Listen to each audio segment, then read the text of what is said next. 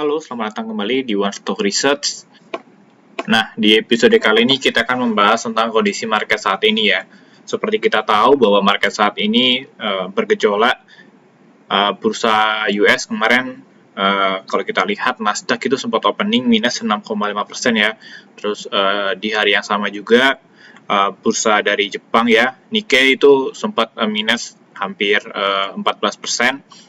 Dan kebetulan sekarang udah mulai ada rebound ya. Dan kalau kita lihat juga kemarin Dow Jones maupun Nasdaq itu masih closing di minus 3% dan 2%. Nah, kira-kira apa benar isu yang kemarin terjadi bahwa market kita ini akan ada resesi? Nah, kita akan coba ulik data-data yang sudah ada. Nah, awal mula kepanikan resesi ini terjadi ketika rilis data ekonomi ya dari US, yaitu data unemployment rate di bulan Juli kemarin. Nah, data yang rilis ini jauh ya dari ekspektasi, di mana data konsensusnya itu di angka 4,1%, ternyata yang rilis itu adalah 4,3%. Nah, akhirnya ini menciptakan kepanikan bahwa ternyata ekonomi dari US ini kurang baik karena data penganggurannya semakin tinggi. Nah, akibatnya apa? Akibatnya itu kalau kita lihat data dari bond maupun treasury ya dari US ini langsung rontok di hari itu. Kenapa hal ini bisa terjadi? Nah, hal ini terjadi karena menurut saya itu adalah blunder dari The Fed ya. Fed ini terlalu lama menahan suku bunganya, akhirnya ini ekonomi US ini semakin lesu.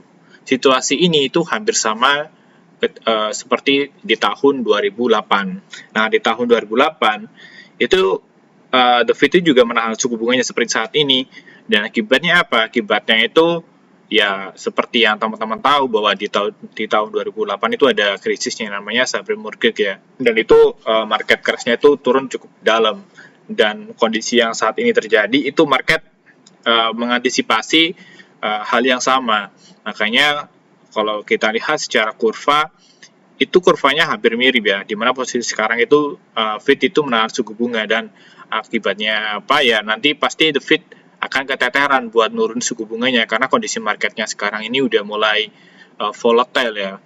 Nah, kalau kita melihat secara historical ya, secara historical cut rate dari The Fed, nah ketika penurunan suku bunga sendiri itu nggak selalu terjadi yang namanya resesi. The Fed itu berharap bahwa suku bunganya ini menurun secara melandai, makanya dia berharap terjadinya soft landing.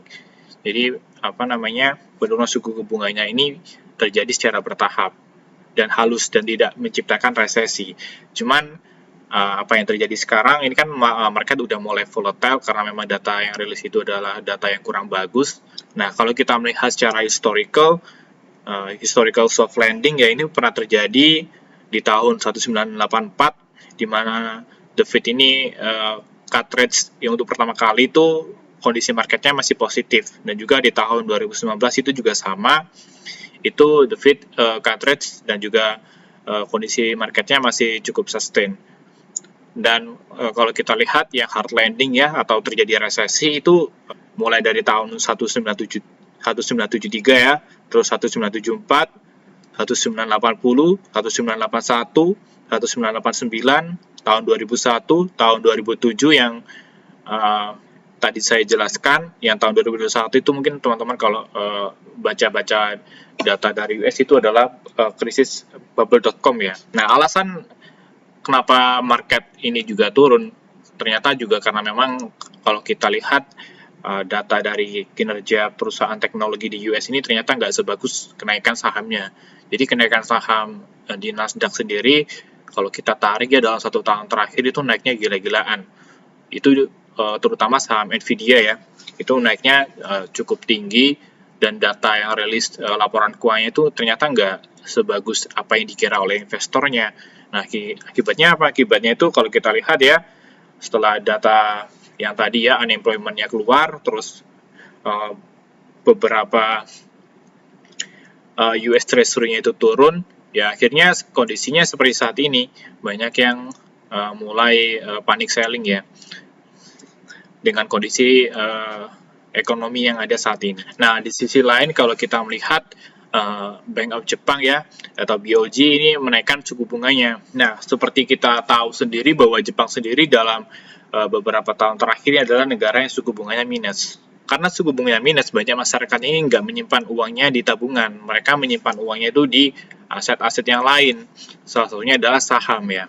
Nah, kalau kita melihat juga bahwa karena masyarakatnya mayoritas menyimpannya di saham, karena kemarin kalau kita lihat ya dari data historical bahwa 5 tahun terakhir ini Nikkei ini mengalami kenaikan yang sangat luar biasa.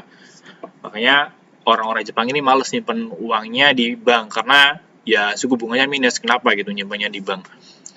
Makanya mereka investasikan ke saham di bursa Jepang sendiri dalam 10 tahun terakhir itu kenaikannya sangat tinggi, bahkan di 3 tahun terakhir itu pertumbuhan dari Nikkei sangat tinggi. Nah, ketika suku bunga bank sentral Jepang ini dinaikkan, nah orang-orang yang nyimpan uangnya di dalam bentuk saham, orang-orang kan beli saham kan nggak cuma pakai cash ya, orang-orang kan ketika suku bunga minus mereka itu beli saham pakai margin juga karena pasti fee-nya lebih murah. Ketika ada pemberitahuan suku bunganya bakal naik, mereka ini take profit. Nah, take profit-nya itu bukan 1-2 orang, tapi banyak orang yang ada di Jepang ini mereka take profit. Nah, akhirnya market Jepang itu kalau kita lihat ya di hari Senin maupun hari Jumat itu closing-nya minusnya sangat dalam karena memang ada taking profit dari orang-orang yang beli atau mengamankan asetnya itu di saham.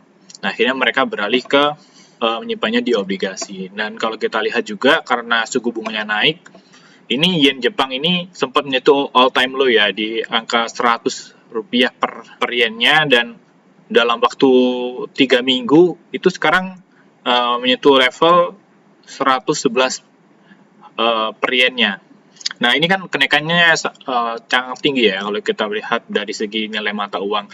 Jadi dia terapresiasi sebesar 12% ini terhadap rupiah, belum kita melihat secara dolar ya.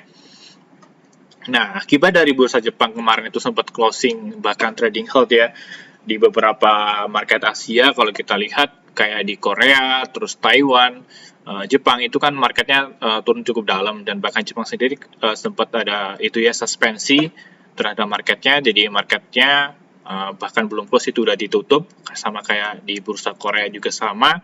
Di bursa US malamnya itu yang saya ceritakan tadi bahwa Nasdaq itu opening minus 6,5%. Dan ini adalah beberapa saham-saham teknologi yang tentunya karena laporan rupanya nggak sebaik dengan performa sahamnya, ya sahamnya pasti waktu itu turunnya sangat dalam karena terjadi panic selling karena di bursa Asia itu udah kebakaran. Nah, bagusnya itu ketika udah mulai closing ya di bursa US itu mulai ada perlawanan. Jadi awalnya Nasdaq ini openingnya minus 6,5 ya, bahkan hampir 7%. Itu dia closing mungkin sisa minusnya itu cuma 3% aja. Jadi kan ini kan ada perlawanan ya dari market. Nah, akhirnya itu besoknya sekarang di hari ini itu kalau kita lihat bahwa bursa Jepang sendiri hari ini sempat dia itu menyentuh level kenaikan 11%. Cuman bursa Asia yang lain itu masih beberapa masih minus dan beberapa masih naik, cuman naiknya nggak terlalu signifikan. Dan kalau kita melihat ya bahwa investor-investor besar seperti Warren Buffett, terus juga Michael Burry ini mereka ini udah mengantisipasi kondisi market yang terjadi seperti saat ini. Mereka ini udah ngejual saham Apple-nya ya. Warren Buffett menginformasikan bahwa dia sekarang udah jual setengah ya saham dari Apple-nya, dan juga Michael Burry ini juga dia udah ngejual saham Apple-nya, dan mereka ini sepakat untuk membeli komoditas gold. Dan kalau kita lihat juga dari data perusahaannya Warren Buffett ya, nah dari data dari perusahaan Warren Buffett sendiri, nah perusahaan Warren Buffett sendiri posisi sekarang ini di tahun 2024 ini posisi cash-nya itu paling tinggi ya selama perusahaan ini berdiri. Berarti saya nggak tahu apakah Warren Buffett ini merasa bahwa di tahun 2024 ini akan ada terjadi krisis atau market crash, makanya dia mempersiapkan cash yang sebegitu banyaknya untuk mempersiapkan kondisi itu terjadi. Nah, ini kalau kita lihat data dari probability resesi ya. Nah, probabilitas terjadinya resesi ini kembali naik. Ya, efeknya karena terjadi peningkatan pengangguran di US, dan juga data-data ekonomi US ini seperti data manufakturnya itu kemarin rilisnya kurang bagus. Akhirnya potensi yang awalnya diharapkan ini terjadinya soft landing, sehingga ketika penurunan suku bunga ini marketnya masih bullish, tapi ternyata kondisinya berbalik. Untuk kondisi market kita gimana? Untuk kondisi market kita sendiri, kalau kita lihat ya secara teknikal, ini datanya hampir sama ya, dari data teknikal di tahun 2019 ya, sebelum terjadi krisis corona pada tahun 2019 itu, kalau kita lihat secara kondisi chart itu mungkin hampir sama ya. Kita itu di posisi saat ini di sini. Ini udah naik sini. Nah, ini akan mulai sideways.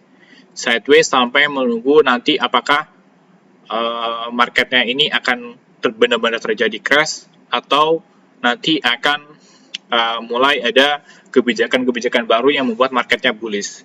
Cuman, kalau kita sebagai investor dalam kondisi saat ini, itu banyak investor itu mulai wait and see ya, atau melihat kondisi market ke depannya itu seperti apa, dan mereka mulai menyimpan uangnya itu dalam bentuk cash.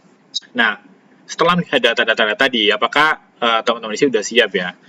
Ketika nanti itu sudah terjadi resesi, apakah teman-teman ini posisinya sekarang itu masih punya saham yang banyak atau sekarang punya cash yang banyak? Yuk tulis di kolom komentar.